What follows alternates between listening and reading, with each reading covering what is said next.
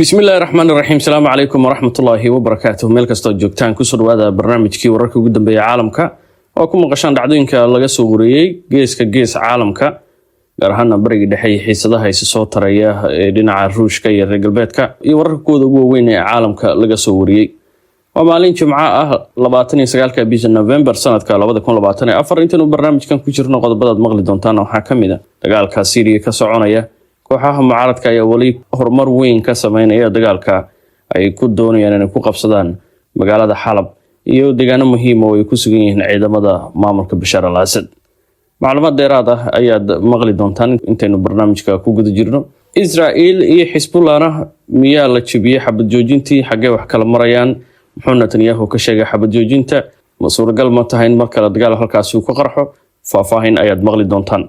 wararkii ugu dambeeyay Gaza waad maqli doontaan iyo isku dayga Israel ay ku doonayso in culayskooda oo dhan ay mar kale ku celiso marinka Gaza. warar kale aad maqli doontaan waxaa kamid ah madaxweynaha Ruushka Vladimir Putin wuxuu u muuqdaa in dulqaadkii uu ka dhamaaday wuxuu hadda ku hanjabay in uu weerari doono xafiiska Zelensky oo madaxweynaha Ukraine iyo xarumaha kale ee ku shaqeeyaan saraakiisha Ukraine. qodobada iyo wararkii ugu dambeeyay maqli doontaan mar kale soo dhawaada. aan idiraahdo Jimco wanaagsan maalinta barakeysan Rabbi khayrkeeda hana waafajiyo. aan ku horeeyo maxaa ka soconaya Syria mar kale waxaad ku arkaysaa wargeysyada iyo shabakadaha wararka caalamka sabab la xiriirta in duulaan weyn oo dhinaca dhulka ah ay qaadeen kooxaha mucaaradka kuwaas oo u muuqda inay guulo waaweyn ka gaarayaan dagaalka dhulka ee kula jiraan ciidamada nidaamka Bashar al-Assad. mucaaradka hubeysan ee Syria waxay ku dhawaaqeen inay xoreeyeen guud ahaanba baadiyaha galbeedka Xalab kadib dagaalo ba'an oo ay la galeen ciidamada nidaamka Syria oo sababay dhimashada 10 qof oo labada dhinac taasoo keentay in la gooyo wadada caalamiga ah ee gasha Dimashq.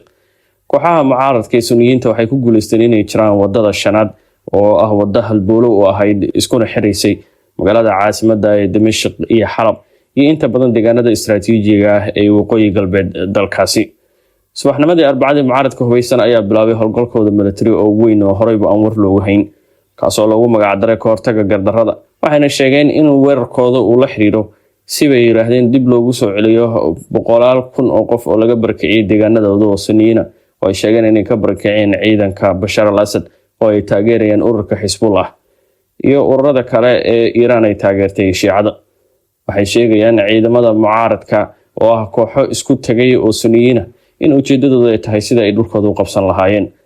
ilaa haddana waxay burburiyeen farsamihii iyo xarumihii ay lahaayeen ciidamada taageersan nidaamka Assad ee Xalab iyo Idlib ee waqooyi galbeed Syria. kooxo dhowr ah ama ururo dhowr ah ka qayb qaadanaya howlgalkan ayaa waxaa hogaaminaya kooxda Hayat Tahrir al-Sham waxaana qayb ka ah kooxo kale oo mucaarad ah oo ka soo jeeda nidaamka Bashar al-Assad. war qoraal oo la soo bandhigay barta X ayaa subaxnimadii Jimcaha maanta wuxuu gaashaan la dhaxay Xasan Cabdullah Gaani oo afayeenka waaxda howlgalada military ee mucaaradka hubeysan waxa uu sheegay in ciidamadooda ay si buuxa ula wareegeen gacan ku haynta galbeedka Xalab kadib dagaalo ba'an oo ay la galeen ciidamada nidaamka Assad oo socday muddo 36 saacadood ah. Cabdul Gaani ayaa intaa ku daray in xoogagga mucaaradka ay xoreeyeen magaalada istiraatiijiga ah ee Kafar Xalab ee galbeedka magaalada Xalab waxaana waaxda howlgalada military ay ku dhawaaqday gacan ku haynta goobaha istiraatiijiga ah ee baadiyaha koonfur bari Idlib sida ay ku warantay wakaalada wararka ee Anatolia tan iyo markii uu bilowday weerarka kooxaha mucaaradka Syria waxay maamulayaan masaafo dhan 400 oo kiiloomitir oo isku wareega oo u dhaxaysa 56 magaalo iyo tuulooyin ka tirsan Xalab iyo Idlib waxayna ku dhawaadeen xaafadaha cusub ee Xalab iyagoo kaliya 1 kiiloomitir u jira xaafadaha banaanka ee magaalada Xalab waana guushii ugu weyneed oo mucaaradku gaarayo sanado badan kadib. mucaaradku hubeysan waxay ku dhawaaqeen baadiyaha galbeed ee Xalab inuu yahay aag ciidan waxayna sheegeen inay ku howlan yihiin sidii ay miinooyinka uga saari lahaayeen si ay ugu diyaar garoobaan soo celinta 10,000 oo qof oo laga barakiciyay dhulkooda. mucaaradka ayaa ka hadlay dilka in ka badan 200 oo xubnood iyo dhaawaca 100 kale oo ka tirsan ciidamada nidaamka Syria ee Bashar al-Assad marka lagu daro ugu yaraan 20 xubnood ay gacanta ku dhigeen. sidoo kale waxay qabsadeen taangiyo iyo gawaari gaashaaman iyo xarumo muhiim oo saldhigyo military ah. dhinaca kale wasaaradda difaaca ee Syria ayaa sheegtay in ciidamadooda ay iska caabiyeen weerarkaas isla markaana ay xoogagii weerarka soo qaaday la gaarsiiyay khasaaro isugu jira qalab iyo nafba. wakaalada wararka ee Reuters ay dhinaceeda ku waramaysa iyadoo soo xiganaysa dadka deegaanka iyo goobjoogayaal in wadada weyn ee isku xirta Xalab iyo Dimashq ay xireen ciidamada mucaaradka.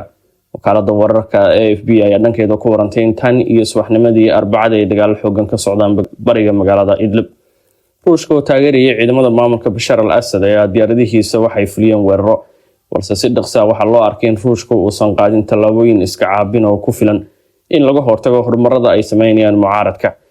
Tani waxay keentay in la sheegay sidoo kale in qaybo kamid ah salgiyadii ay ku sugnaayeen ciidamada militariga ee ku yaalay dowladka Xalab waa ciidankii ruushka inay isaga bixin iyadoo wararkii ugu horeysay sheegayeen halka inuu ruushku baneeyay. Tanna waxaa la sheegay inay u sahashay inay ku sii socdaan howlgalkooda kooxaha mucaaradka. Weerarka ay qaadeen kooxaha mucaaradka Syria ayaa noqonaya kii ugu ballaarnaa tan iyo bishii Maarso ee sanadkii 2020 waxaana ka hor la gaaray heshiis lagu joojinayo dagaalka oo garwadeen ka ahaayeen Turkiga, Ruushka iyo Iran. Turkigu hadda si rasmi ah door ugu leh dagaalkan balse wuu taageersan yahay sida laga maqlay saraakiisha Turkida iyadoo haddana la arkayo horumar baaxad leh oo dagaalka ay ka gaarayaan ciidanka mucaaradka oo ah kooxo Sunniyiin ah oo ka soo jeeda cadaadiska uga yimid dhinaca nidaamka Bashar al-Assad. Waxyaabaha ka soo kordha warkan diiradda aynu saari doonaa falanqayn iyo warbixinay macluumaadkii u dambeeyayna waxaad ka heli doontaa bartidan YouTube ee Imaan Jaama iyo baraha kale ee Facebook iyo Telegram oo isla Imaan Jaama aad ku heli doontid. Barnaamijkii wararkii ugu dambeeyay caalamka oo maalin walba aad ka maqashid bartan YouTube ayaa la socotay markana dhinacaas iyo Lebanon iyo Israel xabajoojinta gaarin. Saaka xaaladu way degan tahay balse ciidamada Israel wali waxay ku sugan yihiin koonfurta Lebanon deegaanada ama tuulooyinka ay ka joogeen. iyadoo ciidanka Israel ay uga digeen shacabka Lebanon inay dib ugu laabtaan 10 tuulo oo koonfurta Lebanon ka tirsan. maalintii saddexaad ayaana xabad joojinta dagaal muddo sanad ah u dhaxeeyay Israel iyo Hezbollah lagu jiro iyadoo ay labada dhinacba ku eedeynayeen inay jabiyeen qodobadii heshiiska xabad joojinta. maanta oo Jimcaha ayuu afayeen u hadlay ciidanka Israel Afaq Adre waraal soo dhigay bartiisa bulshada wuxuu ku sheegay ilaa amar dambe waxaa mamnuuca inaad u guurto koonfurta oo aad u gudubto safka tuulooyinka hoos ku xusan iyo agaarkooda. tuulooyinkaas oo kala ah Sheba, Al-Habriya, Marjun, Arnon, Yamra, Al-Qantara, Shaqra, Barashid, Yatar iyo Al-Mansur. wuxuu sheegay in deegaanadan aysan tegi karin dadka reer Lebanon sabab la xiriirta in wali ciidamada Israel ay ku sugan yihiin.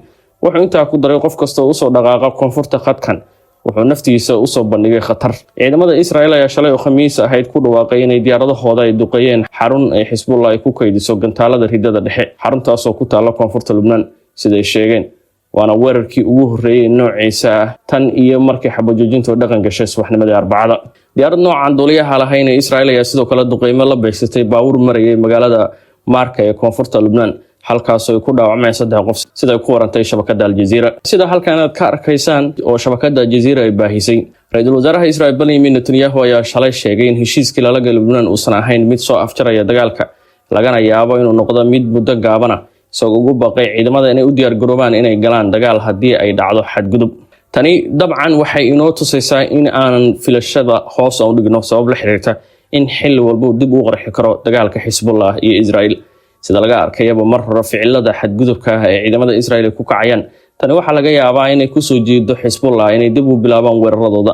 Israel ayaa si ku naaloonaysa inaysan 48 saac la shidin Siiriga ka dhiga weerarada kaas oo shiditaankiisu walaac wali cabsibo u lahaa Israa'iiliyiinta. balse sida hadda laga maqlay Netanyahu iyo ficilada ay sameynayaan ciidanka Israa'iilba waa in xilli walba aan filan karno mar kale inaan aragno iskoorimaadadii iyo gantaaladii isdhaafsanayeen ciidanka Israel iyo ururka Hezbollah. wargeyska ka soo baxay Israel iyo Cadad Ahronos ayaa isagoo xiganaya Israa'iil Israel waxa uu sheegay in saraakiisha hay'adaha nabad sugidda Israel ay aaminsan yihiin 50% kulan qiyaasiyan suurtagalnimada in dib loogu laabto dagaalka Lebanon oo loola jeedo in 50% ay jirto suurtagalnimo in dib uu qarxo dagaalkii u dhaxeeyay ciidanka Israel iyo ururka Hezbollah. si cad xeerarka heshiiska xabad joojinta iyo dhaqangelintooda waxay u muuqdaan kuwo daciif ah mar walbana waxa la filan karaa dagaal qarxa. haddaynu aadna dhinaca marinka Gaza waxa suuq muddo sanad uu ka sii soconayo halkaas oo dunidu dhan indhaha ka xiratay ayaa waxa ka dhacay duqeymaha arxan darada Israel ay geysanayso. Israel si ula kaca waxay u beegsanaysaa goobaha teendooyinka bacda ka samaysan oo gantaaladooda gaar ahaan bombooyinka culus ay la dhacayso. taasina waxay keenaysaa dhimashada iyo dhaawaca dadka rayidka ay sare maraya. dadka ugu badan ee ku naafoobaya ku dhaawacmay kuna dhimanaya waa caruur iyo haween. xasuuqa halka ka socdana waxa mar horeba loo diiwaangeliyay mid aan dunida hore looga arkin.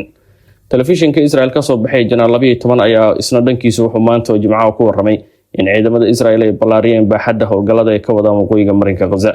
5 Oktoobar ciidamada Israel ee howlgal ballaaran oo military ka bilaabay waqooyiga marinka Gaza waa sanadkan aan ku jirnay kaasoo ilaa hadda ay ku shahiideen in ka badan 2,300 oo Falastiiniyiin iyadoo burbur xooganna uu ka dhashay weerarada gaar ahaan xerada Jabaliya Baytullah oo ka tirsan waqooyiga marinka Gaza halkaas oo ciidanka Israa'iil ay go'doon xoogan geliyeen. wargeyska Mareykanka ka soo baxa ee New York Times-na wuxuu sheegayaa in saraakiisha Mareykanka iyo reer galbeedka ay u sheegeen in ra'iisul wasaaraha Israel Benjamin Netanyahu uu sugayo in madaxweynaha la doortay ee Mareykanka Donald Trump xilka la wareego. tani intaasna lama arki doono wax isbedel oo ku yimaada mowqifka duulaanka arxan darrada ah ee Netanyahu ku hogaaminayay ciidamada Israel ee ka socda marinka Gaza. waxaana la sheegay in heshiis la galo ama wada xaajood dib loo bilaabo wuxuu Netanyahu la sigi doonaa inuu aqalka cad dib ula wareego Donald Trump. ma jirto filasho weyn oo laga qabo Trump inuu diiradda saari doono sidii loo joojin lahaa dagaalka marinka Gaza. maalin ka hor 680 milyan oo dollar oo saanad military ah ayuu Mareykanku u ansixiyay Israel oo ay ku jiraan bombooyinka iswada raaca ee GDM la yiraahdo kuwaasi oo bartilmaameedkooda ku dhaca iyagoo tiro badan ah. kuwani waa bombooyin culus ka mid ah kuwa burburiyay marinka Gaza. tana waxay muujinaysaa in nidaamka Trump ee xilka hadda la wareegaya aan laga filan karin in si dhaqso ah diiradda u saaro joojinta dagaalkaas. ugu dambeyntii barnaamijka aynu soo gaarnay madaxweynaha Ruushka Vladimir Putin ayaa ku hanjabay inuu gantaaladiisa plastigada cusub ee dalkaasi u dhawaan dagaalka soo galay Oroshinka uu ku weerari doono xarumaha ku yaala caasimadda Ukraine ee Kiev. Putin ayaa hadlay saacado kadib markii uu Ruushku weerar xoogan ku qaaday shabakadaha tamarta ee Ukraine wuxuuna weerarkaasi ugu yeeray jawaab celinta weerarada joogtada ah ee loo adeegsanayo gantaalada atomiska ee uu Mareykanku soo saaro kuwaas oo Ukraine ku weeraray dhulka Ruushka. madaxweynaha Ukraine Volodymyr Zelensky ayaa isna dhankiisa waxa uu ka digay weerarada Ruushka lagala kulmi doono jawaab adag. weerarkii habeen hore Ruushku uu fuliyay waxa uu socday saacado badan waxaana loo adeegsaday dhowr diyaaradood aan duuliyaha lahayn iyo gantaalo dul heehaabaya hawada Ukraine. weerarka ayaana ka mid ahaa midkii labaad ee noociisa oo lagu qaaday Ukraine bishan. ma jirin wax dhimasho balse in ka badan 1 milyan oo Ukraine ah ayay korontadu ka maqnayd. Zelensky madaxweynaha Ukraine waxa uu sheegay in weerarada lagu bartilmaameedsaday kaabayaasha tamarta iyo goobaha rayidka. Putin ayaa dhankiisa waxa uu sheegay in weerarka Ruushka uu ku qaaday Ukraine loo adeegsaday 90 gantaal iyo 100 diyaaradood aan duuliye lahayn. sidoo kale uu qayb ka ahaa gantaalka cusub ee plastigada ee lagu magacaabo Oroshinka kaas oo ku tilmaamay mid aan la qaban karin. madaxweynaha Ruushka Vladimir Putin sidoo kale waxa uu sheegay in Moscow aysan ogolaan doonin in Ukraine ay hesho hubka nuclear-ka sida sheegtay wakaaladda wararka Ruushka ee RAI. arrintan ayaa loo maleynayaa inay daba socoto warbixin uu toddobaadkii hore qoray wargeyska New York Times oo sheegay in saraakiil reer galbeed ah oo aan la magacaabin ay soo jeedin in Ukraine la siiyo hubka nuclear-ka kor inta aanu madaxweynaha Mareykanka Joe Biden xafiiska ka tagin bisha January 20 markaas oo Donald Trump lagu wareejin doono. waxaana jira walaac la xiriira in Trump uu hoos u dhigi karo taageerada uu siinayo Ukraine sidoo kale uu raadin doono kuna khasbi doono maamulka Ukraine inay wada xaajood iyo wada hadal bala galaan Ruushka. barnaamijkii wararkii ugu dambeeyay caalamka oo maalin walba ka maqashaan bartan YouTube ee Iman Jaamaca intaas uu noogu eeg intaanu hadda ay beenin barnaamijka xeeb kulmi doono waxaan kaga tagayaa sidaas iyo amaana Allah caafimaad qab iyo nabad qab.